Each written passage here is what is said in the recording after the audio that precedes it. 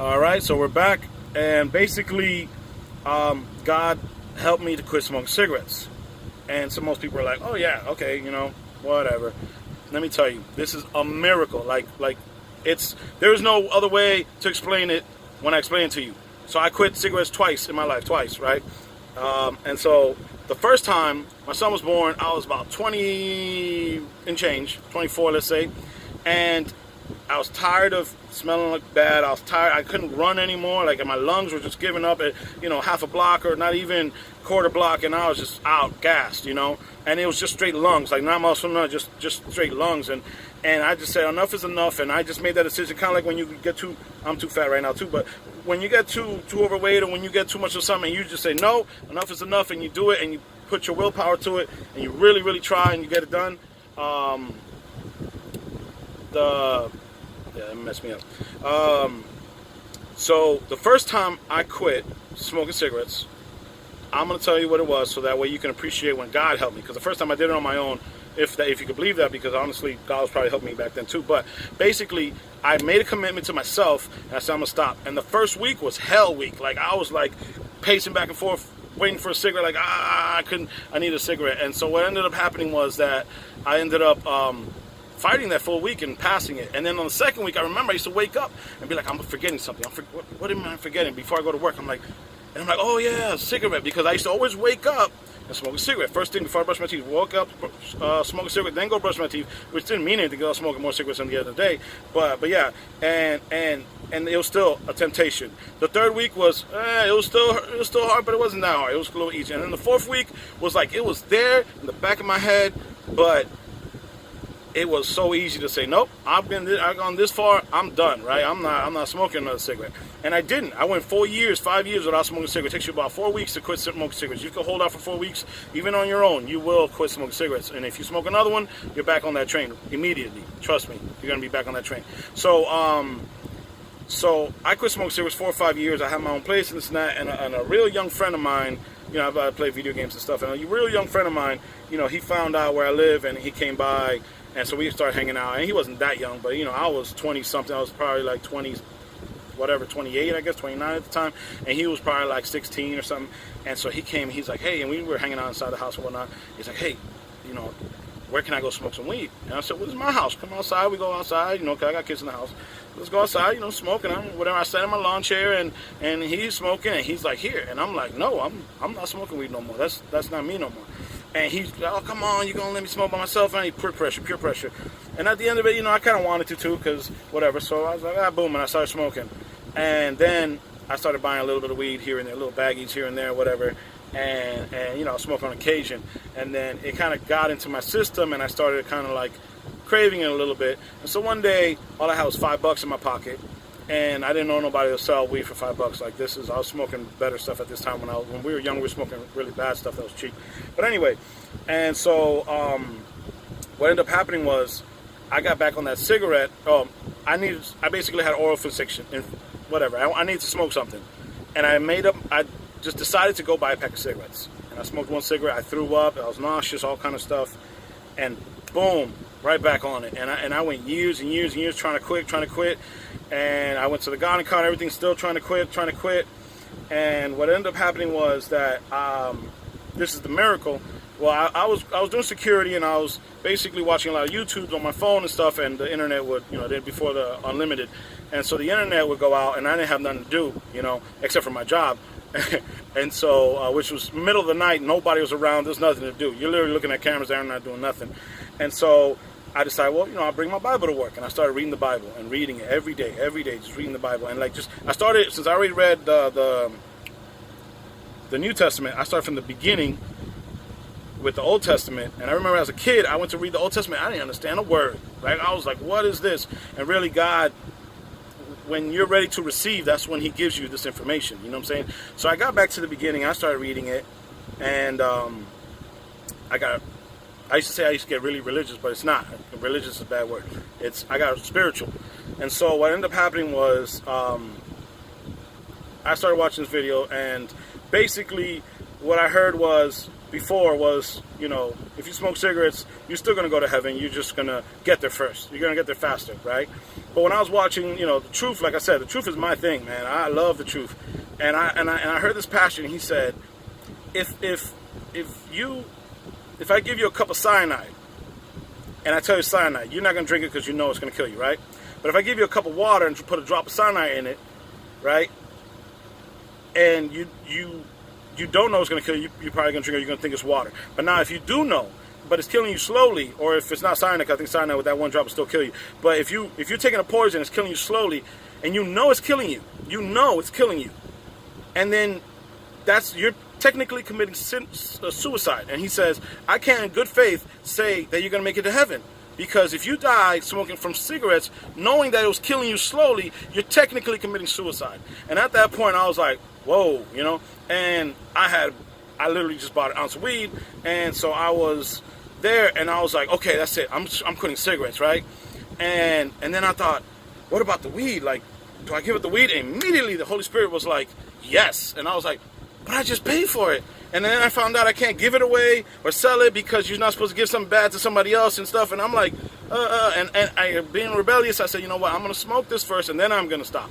And I did. I smoked it and I stopped. And I stopped smoking weed. As cigarettes, I'm addicted to cigarettes at the time. And so I was on the way to work, and I literally just stopped and prayed, in my house before I left. I stopped and prayed, God, please, just help me quit smoking cigarettes. I said, I won't smoke weed no more. I won't drink alcohol no more. And I won't, do cocaine, because they used to do it every blue moon, on holidays and stuff. And so, and I said, I won't do that, so please just help me quit smoking cigarettes. And literally, I went to work. This is the miracle here. I went to work, and I went 24 hours without even thinking of a cigarette.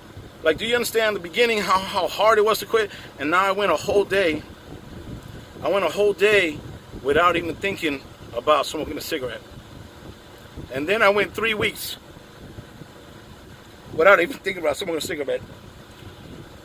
And then on the last week, I started feeling the temptation, but it was so weak, kind of like the fourth week of the other time. It was so weak that I'm like, nah, I've been here already. I know what I'm going, and I got this. And so basically the way I see it is, God protected me for those 3 weeks. He held me. He protected me from the temptation. And after the temptation,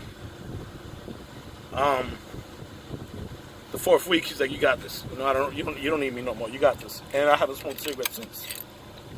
And that in itself is a miracle. And then on top of that, so I started reading the Bible more. I got so spiritual. I got to start reading the Bible more. I was watching videos about Bible and all this other different stuff. And it went from giving up stuff because I had to, but I didn't want to because I had to giving up stuff because I wanted to. Like, I was like, what else can I give up? I gave up, I'm not married to my girlfriend, so I gave up having sex with her. I gave up pornography. I gave up everything. Everything. Like the taxes. No cheating on taxes. I was working under the table in this job, getting paid under the table, and I'd lost my job because, well, first, before I lost my job, I called the lady. I was like, Lynn, I used to always go to work, and I used to always cover people's shift whenever people got fired or other stuff, people got sick or whatever. And so I basically found about the Sabbath truth, which is on Saturday. And basically, I called the lady. I said, listen, I can't work from Friday night when the sun goes down to Saturday night when the sun goes down. And I used to do the graveyard shift, 11 to 7 in the morning. And and I was willing to lose my job. I really was. I thought about it, and I'm the only one working. And I thought about it, and I said, you know what? This is for God. So, so be it. And so I told her that, and she moved stuff around, and she got me to take the Friday nights off, which is basically the Sabbath. And so that, and then I was going to the gym, and I was fasting a lot because. Basically, I was fasting for God. And there's another miracle. Well, not really a miracle. Well, yeah, it is, I guess. So basically, I'm sorry. I was fasting for God. And at the time, I was wrong. But at the time, I thought, I fast and basically I'm going to suffer to show God I care, right? That's basically the gist of what I thought, and that's completely wrong. God doesn't want you to suffer. But I would go without eating and I wouldn't get hungry. And I was getting upset with myself because I'm like, I'm doing this for nothing, really. I didn't know any better. And so I'm like, you know, like I'm fasting and I'm not in pain. I'm not in hunger. Like this is, you know, and so that was kind of the situation with that. And then I lost my job before I got this job. That was the last job I worked. I had appendicitis for whatever reason, I don't know. And I went to the hospital. And again, I'm not lying anymore, right? So, and I never really did like to lie in the first place. But, you know, I'm not a saint. Like, you know, if you're going to get away with something, if you're going to go to jail or you're going to get in trouble by your parents or whatever it is, you're going to lie. You know, it's in you to just, you know, but I don't lie all the time. Like, I don't have no reason to lie. If you did something and some girl comes, like there was a friend of mine that came and he said he slept with her. And she in front of everybody was like, you say you slept with me, this and that, because obviously someone told her. And he was like, no, I didn't say that. No, I didn't say that. And everybody just turned to me, and she literally, because they knew I was so honest, she came to me, and remember, I'm hanging out with thugs and criminals and stuff. And they literally just look at me and be like, is it true? And, you know, he was my best friend at the time. And I said, yeah, it's true. I ain't going to cover for you. You know, I'm not putting that on me. Like, you lied, you deal with it. That's your problem. And so, but at this point, I was like, I found out lying is not just about verbally lying, but even on your taxes or other little things, it all counts. It's the same thing as like worshiping God. You think you're worshiping God, but if you clean your car and wash your car and put new rims and you're only about your car and your car and your car, and then you dream about your car and everything's about your car, you're worshiping the car. Straight up, you're worshiping that car. And so a lot of the Ten Commandments are, you know, they're more detailed than just the basic what you just read. It's not just that. It's the you know, it's in your heart what you care about, you know. And so so I got the appendicitis. I went to the hospital and they asked me, and I knew I was getting paid under the table, and they asked me, you got a job? I said yes. And they said, where do you work? And I gave them where I work. And then my boss basically, she didn't fire me at the moment, but she was really mad. And then the very next I was the only one with a car, and I had to basically wake up in the middle of the day and do things with people and take them everywhere, and then sleep a couple hours, wake up again, take some more people, then sleep a couple of hours, then wake up at night, and then be all night up. And I fell asleep in my job, and someone reported me. Immediately, she was like, boom, fired, because she already was mad at me. And right after that, that's when I started truck driving. And so it's you know, it's been a blessing. And also, you know, driving, especially at night when you're by yourself and you got no one to talk to, you think a lot. Like you got nothing else to do but just think about stuff. And so it's been helping me come back to God, but this God encounter really did help me finish that last little, you know, it's like I know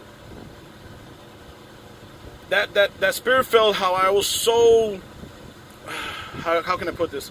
I was so in love with God that I wanted to give up more stuff. What else? What God? What can I give up for you? You know what I'm saying? Like I was so happy. It's the happiest I've ever been in my life. And then I lost it. I'm not going to talk about it because that's not just my story. It's somebody else's was in there, and I'm not going to talk about other people when they're not around, but I lost it. And I know how to get it back. That's the thing. I know how to get back. But then it's like, I don't want to, because it's like the work, and I don't have to put in the work, and it's like, I don't want to. I want to live my life. And I'm sorry, God, but I want to live my life. And this God encounter has helped me get back to, I'm back on track. I'm not back on track, but I'm pointing the right direction. I got my compass, and I'm going that way. You know, so definitely. So that's my, I guess, my second testimony. And then, like I said, when God did the healing when He did the thing on me with the cigarettes, on the third week, I was like, aha, like that's proof that you exist. Every time I never got proof, you know, you know, like you think about, and you know, God's God, He's not gonna let you catch Him, like, you know. But that's how I thought. I thought that you know, He wasn't allowing me to catch Him. He was like, you know, if He helped me, it wasn't like a blatant, here, look, this is a miracle that came, boom, something came. No, it was like somebody helped somebody to help somebody to get you, and then you're like, it's a coincidence, you know, it's always a coincidence. And when that happened, I was like, boom, that's proof positive. And then later on, God showed me, I started learning about the book of Daniel and the prophecies and how God has been 100% accurate on every single one of His prophecies. And if that's not proof for everybody in the world, not just me, but everybody in the world, then I don't know. I don't know what's going to prove it to you, honestly. Unless, when Jesus comes down, you know, and you see Him in the sky, that's proof, I guess, if you don't believe the rest of it. So, yeah, that's my testimony. I got many more. My life has been a crazy life. You know, I got a kind heart. which is what really, and my mom's been praying for me this whole time, and for Kevin, and for most of my family, that we were on the streets. A couple of us, I have some cousins that went to jail, but me and Kevin, we never did. We never got, never got in trouble. We never got killed, because we could have got killed many times where things happen, and we were protected. Definitely protected. Somebody was protecting us, and that's for sure. So yeah. I know I have more stories at the moment. That's probably one of the best ones, I guess, if that I can think of. But yeah, if anything, I'll come back. All right.